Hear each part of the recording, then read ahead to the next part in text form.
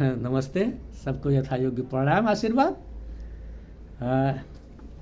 इसको भाग 2 my autobiography करके मैंने किताब जो लिखी है और नया मुल्क का इतिहास, उसका भाग 2 मैं कहने जा रहा हूँ इसको।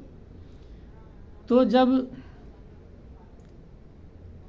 4 भाई यहाँ आए, कालांतर में बाबू कमला प्रसाद और मजले त्रिलोकनाथ, फिर ज्वाला प्रसाद, फिर बाला प्रसाद, 4 भाइयों ने गुलरिया की स्थापना से लेकर के, बाजार की स्थापना से लेकर के, स्कूल हस्त बहादुर छेत्री थे एक मैं जानता हूँ, मेरे उनका लड़का मेरे साथ पढ़ता था, गोविंद हथौड़ी जिसको कहते थे वो मुझसे बताते थे।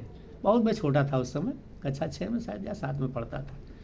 कहते वो बताते थे कि तिमरो बुआ हरूले गरे को हो बाबू भांजा बाजे शिव प्रसाद पोखरेल, उन्होंने बताया।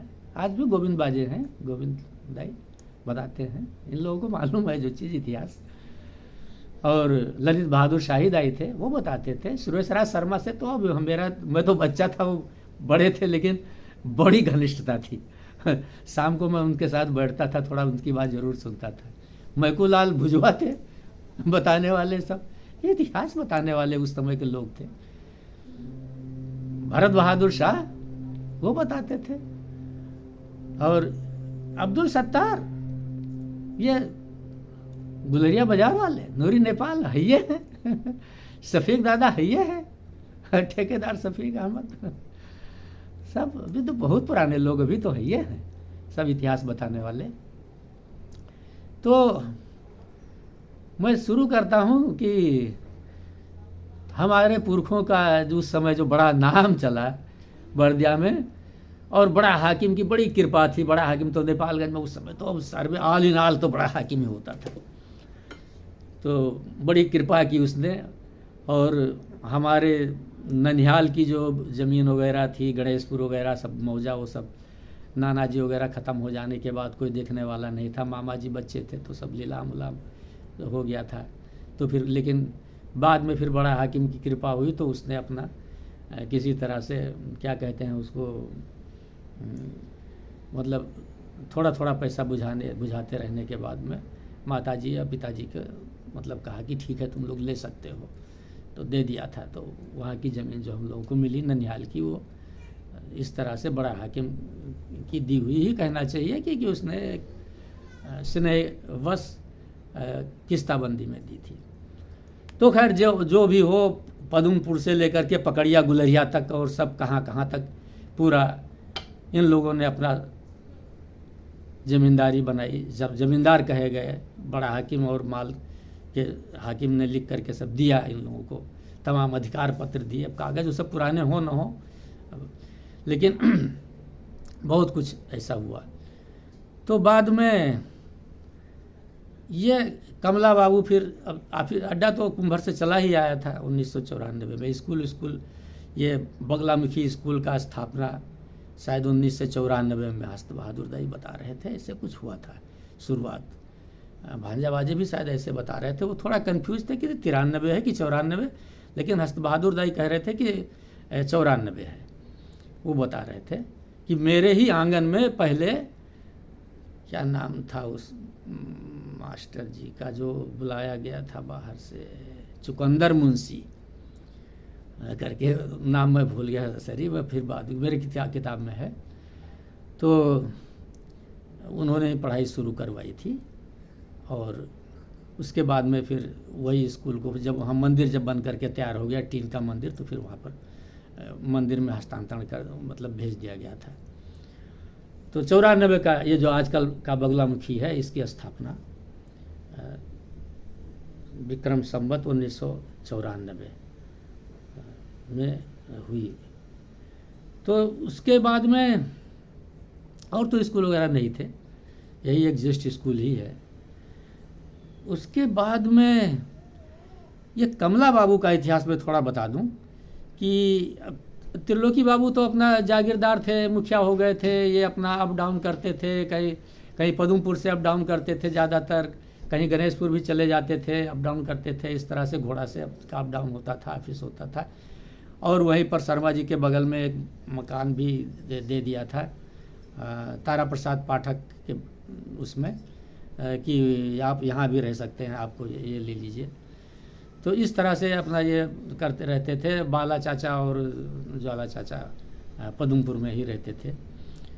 तो ये कमला बाबू जो थे, ये इन्होंने उस समय के इनके कुंभर में साथ में रहे हुए हाकिम 1991 के हाकिम 1990 में भी जो थे वहाँ पर, जो पहला भूकंप आया था, उनके सुपुत्र मंत्री ऐश्वर्य लाल प्रधानांग ने एक किताब लिखी। उसमें थोड़ा सा लिखा है 1990 का जिक्र, जब महाभूकंप आया था वो कुंभर में थे। तो उसके बाद में 1991 तक तो वहीं थे ही। तो बाद में ये जब अपना यहाँ मतलब घर मकान अपना यहाँ कोठार जिम्मेदार बना लिए थे, गुलरिया में ऑफिस आने से पहले ही, और पहले ही बना लिए थे अपना सिमराना में, और वहीं रहते थे। तो उसके बाद में उन्होंने वो हिरनेश्वर लाल प्रधानांग के साथ में या किस तरह से है, ये काठमांडू के एक क्रांतिकारी ग्रुप से इनका शायद संबंध हो गया था, जो राणा शासन के विरोधी थे, जो गंगालाल वगैरह शहीद, शुक्रराज शास्त्री वगैरह, उस टाइम की बात मैं बता रहा हूँ। ये बीपी बाबू वगैरह से पहले की बात है। तो इनका पता नहीं कैसे टच हो गया था, और इन्होंने क्या किया कि ये अपना क्रांति की लौ धीरे धीरे सुलगाने लगे। और वहीं पर इन्होंने हरिहर बाबू का एक मिल था, लकड़ी का मिल, सा मिल, आरा मिल था खैरापुर में, सिमराना नहीं क्या क्या गांव वहाँ पर था।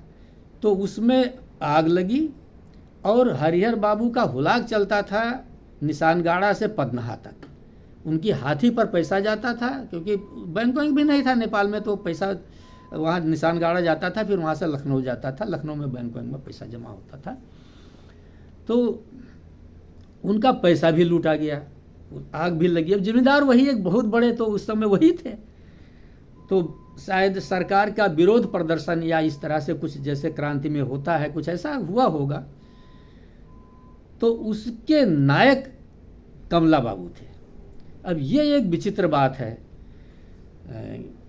फिर बाद में वो पकड़े गए, फिर पता नहीं कैसे छोड़े गए, फिर पकड़े गए, क्या क्या क्या क्या होता रहा। 1989 या 1990 जिस साल भूकंप आया है, उसी के बीच की बात है। ये काठमांडू पकड़ के भेज दिए गए, और इनको वहाँ पर जज लोग बैठे, श्री 3 का ज़माना था, तो मतलब इनको मृत्युदंड देने का जो है फैसला होने वाला था। तो लोगों ने क्या कहा कि नहीं नहीं नहीं नहीं नहीं, कायस्थ ये तो ब्राह्मण जाति का एक ब्रांच है, तो इसको तो मृत्युदंड नहीं दिया जा सकता है। उस समय लोग धर्म कर्म तो बहुत मानते थे। तो श्री 3 महाराज जो थे वो घबरा गए, कहा अरे राम फिर क्या किया जाए। तो कहा इसको दामन सजा कर दो। तो उनके गले में बताते हैं लोहे का कोई गोला डाल करके उनको काठमांडू जेल में डाल दिया गया था। 4 वर्ष वहाँ काठमांडू जेल में रहे, और उसके बाद में उनको शायद कैंसर हो गया गले में या कुछ किया, ऐसा कुछ हुआ। तो उसके बाद में उनको वहाँ से कहा कि ये जो मरो बने यहाँ, फिर पातक लगता था, क्या था उस समय, तो राणा सरकार को पातक लग जाएगा, ये है वह है, बाहुन मर जाएगा। क्योंकि उस समय बिहार तरफ जो है कायस्थ लोग ही पूजा पाठ करवाते थे। मतलब ये कायस्थ नहीं, ये ब्राह्मण का, ये तो खैर बाद की बात मैं फिर कभी बताऊंगा कि कायस्थ और ब्राह्मण क्या है। तो सब पूजा पाठ करवाते थे बिहार में। तो कहा कि ये उते धपाई दूँ, ये उते धपाई दूँ। तो फिर वही अब रास्ता तो वही पैदल था, वही बीरगंज के रास्ते से इनको 4 पाटे मुड़वा करके, ऐसे यो 4 बार मुड़वा करके, और फिर इनको वहाँ से पैदल वहाँ से बीरगंज के रास्ते से बाहर वहाँ आउट कर दिया। रक्सोल वसोल बाहर पुलिस वाले ने छोड़ दिया, फिर वो अपना चले गए उधर। तो फिर तब जा करके वो बेलघाट रहने लगे। फिर वहीं पर फिर बाद में फिर यह नेपाली क्रांति कार्यों से संपर्क हुआ, वो खैर वो सब बाद की बातें हैं, मैं बाद में उसकी बात करूँगा, मैंने किताब में चर्चा की है। तो इस तरह से कमला बाबू यहाँ से चले गए। तो वो first revolutionary of the Bardiya, एक प्रथम क्रांतिकारी थे जिन्होंने राणा विरुद्ध आंदोलन का नेतृत्व किया था बर्दिया से। तो रिकॉर्डेड होगा, कहीं जेल में होगा। मैंने जेल में वास्तविक तलाश करवाया, लेकिन अब मैं बीमार आदमी, मैं बहुत परेशान, मैं वहाँ पर ढूंढ नहीं पाया, लेकिन होगा काठमांडू की जेल में। तो इस तरह से एक महान क्रांतिकारी, मैंने लिख रखा है बर्दिया का 4 महान व्यक्तित्व हो, या बर्दिया गुलरिया का के ही महान व्यक्तित्व हो, ऐसे करके कुछ शायद उसी किताब में है। और बाहर आर्टिकल लेख भी छपा हुआ था, जो मेग स्टेशनरी का उसमें जो छपती हैं पेपर्स, उसमें भी, और कई कई जगह तमाम पेपरों में छपा हुआ था, पहले 1-2 साल पहले से छपा है। तो इस तरह से ये प्रथम क्रांतिकारी थे। लेकिन अब तो ज्वाला प्रसाद का इतिहास मालूम है। इनको हाथी की पूंछ में बांध करके और गुलरिया में घसीटा गया था। क्यों? इसलिए घसीटा गया था कि ये भी क्रांतिकारी, क्रांति के नायक थे। किस समय? ये राणा शासन के समय के नहीं, ये प्रजातांत्रिक आंदोलन के समय की बात है। उस समय, ये 2015 के बाद की बात है, उस समय घसीटे गए थे। तो इस तरह से ये फैमिली है, इतनी, जिसको काठमांडू तक लोग कदर करते थे। ऐश्वर्या लाल प्रधानांग, जो तत्कालीन माल के हाकिम के सुपुत्र, जब अधवयस्क अवस्था में थे, जब प्रजातंत्र आने के बाद 2047 साल में जब वो मंत्री बने कांग्रेस के कोटा से, तब वो ढूंढते हुए आए थे बर्दिया में कायस्तों को। याद रखना चाहिए बच्चों, बहुतों को मालूम भी है, जानते भी हो। और कहे थे मेरा गुरु भी यहाँ पर है। कौन? मुक्ता प्रसाद श्रीवास्तव। कह रहे थे कि मुझसे तो मिले थे, मैं तो सर्विस में आ गया था जिला प्रशासन में, नेपालगंज आए थे, वहाँ से पूछा कि श्रीवास्तव, तो मेरा नाम किसी ने लिया कि बर्दिया में वहाँ पर है। तो फिर आए तो सबसे पहले मुझसे मिले जिला प्रशासन में। फिर उसके बाद में मैंने बताया कि ये यहाँ पर रहते हैं गुड़ियनपुरवा में, उस समय एक झोपड़ा बनाए हुए श्री मुक्ता प्रसाद जी, कमला बाबू के ज्येष्ठ पुत्र, जिनको केवल इसलिए पेंशन नहीं दिया गया था कि वो क्रांतिकारी के पुत्र थे। पेंशन हो जाने के बाद भी उनको पेंशन नहीं दिया गया था। वो खरदार से पेंशन हुआ था उनका, धनगढ़ी से, वन कार्यालय से।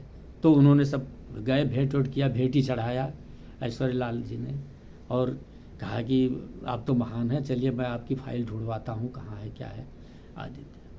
तो इस तरह से कि काठमांडू तक के लोग जानते थे, नाम लेते थे, और बड़े बड़े लोगों में, बड़ी बड़ी हस्तियों में लोग जानते थे।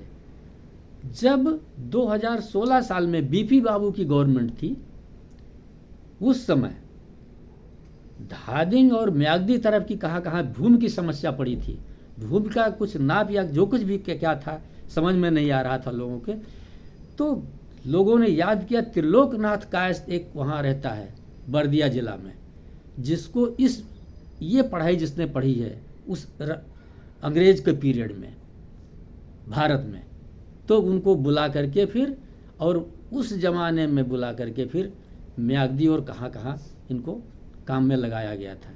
ये बीपी बाबू के प्रधानमंत्रित्व काल की बात है। उनको पुरस्कार भी दिया था बाद में, नेपाल सरकार ने, उससे बीपी सरकार ने उनको पुरस्कार भी दिया था। तो इस तरह से हम लोग इस पुस्ता के लोग हैं, हम लोग ऐसे के वंशज हैं जिन्होंने काम किया है, जिन्होंने इन सब चीज़ों को देखते हुए लोगों ने नाम और सम्मान सब कुछ दिया है। ईमानदारी और बाहुबल पर सम्मानित होते रहे हैं हम लोग, हमारे पुरखे सम्मानित होते रहे हैं। इस बातों को आप लोगों को ध्यान रखना चाहिए। अब तो इतना लंबा, इतना बड़ा हमारा परिवार है, खुशी की बात है। तो अब इस समय जो बीच में घोच पेच या इधर उधर अगर कुछ किसी से न बनता हो, तो उसके लिए मैं अब तीसरा सूत्र बताऊंगा। वो तीसरा सूत्र मैं फिर बताऊंगा एक दो दिन में, कि अब हमको तुमको करना क्या है, हमारी गाइडलाइन क्या होनी चाहिए। सबके पास संपन्नता है, सभी आजकल ठीक है, सभी के पास पहुंच है, सभी के बच्चे पढ़े लिखे योग्य और आगे बढ़ रहे हैं, लेकिन कुछ तो करना चाहिए ना इस देश के लिए, इस भूमि के लिए, इस जनता के लिए। जब हमारे पुरखों ने किया तो हमको भी तो करना चाहिए, धर्म के लिए, समाज के लिए कुछ तो करना है ना। कि अब हो गया हम लोगों का, बस जो मिला पुरखों से या अपने बाहुबल से जो कुछ कमाया तो वो कमाया खाया, और उसके बाद में आराम किया, सोए, और उसके बाद में धीरे धीरे बाल भी सफ़ेद हो जाएंगे, और उसके बाद में धाम भी चले जाएंगे, बात ख़त्म। इतने के लिए पैदा हुए क्या हम लोग? ऐसा तो नहीं है। हम लोगों के पुरखों ने सिखा दिया है। हम लोगों के, मेरे 4 बाप, मैं घमंड से कहता हूँ, 4 बाप ने मुझको सिखाया है। संजोग से एक से मुलाकात नहीं हो पाई, ज्येष्ठ से 3 से मेरी मुलाकात हुई है। मैंने 3 से शिक्षा ली है, बैठ के उनके चरणों में। मैं जानता हूँ मर्म और इस भूमि का तात्पर्य। ये भूमि मेरी मातृभूमि बर्दिया जिला, इसके लिए क्या करना है मैं जानता हूँ। इसीलिए मैं इतनी बीमारी की अवस्था में, आज मेरा इलाज चल रहा है इस तरह से, इतना सीरियसली अवस्था में भी मैं लिखता हूँ, रोज़ वीडियो डालता हूँ। क्यों? किसके लिए? गाइडलाइन तुम लोगों के लिए। तुमको भी कुछ करना है, कुछ करना है, कुछ तो करो, जितना हो सके करो। कौन कहता है कि अपना सर्वस्व दान कर दो? कुछ तो करना है ना। क्या करना है मैं बताऊंगा।